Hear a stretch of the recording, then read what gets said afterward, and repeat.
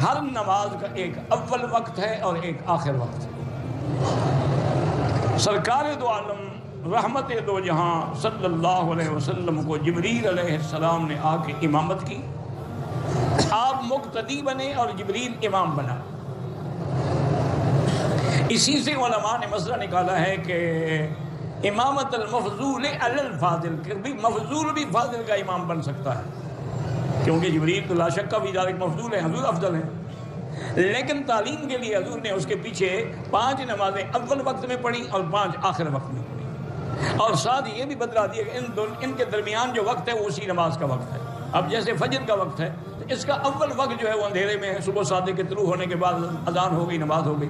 آخر وقت جو ہے سورج نکلنے سے پہلے تک ہے، وہ بھی حدیث مبارک میں اسبروا بالفجر فانها اعظم للاجر، کہ صبح کو دیر سے اور روشن کر کے پڑھا کرو، اس میں زیادہ ثواب ہے۔ تو امام ابو حنیفہ رحمۃ اللہ علیہ نے ہر بات میں آخر وقت لیا ہے، لیکن حنابلہ رحمہ اللہ اور شوافی رحمہ اللہ نے اول وقت لیا ہے۔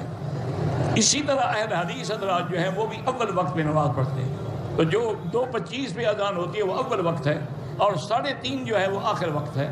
تو نماز تو دونوں وقتوں میں ٹھیک ہے، لیکن امام ابو حنیفہ رحمۃ اللہ علیہ کے نزدیک جو ہے وہ آخر وقت افضل ہے۔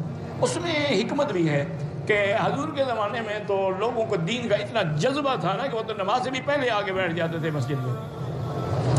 اب لوگ جو ہے وہ مشغول ہیں، اس لیے اگر ہم آخر وقت میں پڑھیں گے تو زیادہ سے زیادہ لوگ نماز میں شریک ہوں گے۔ باقی یہ ہے کہ اصول یاد رکھیں کہ 2:25 سے لے کر 3:30 تک یہ سارا وقت ہے۔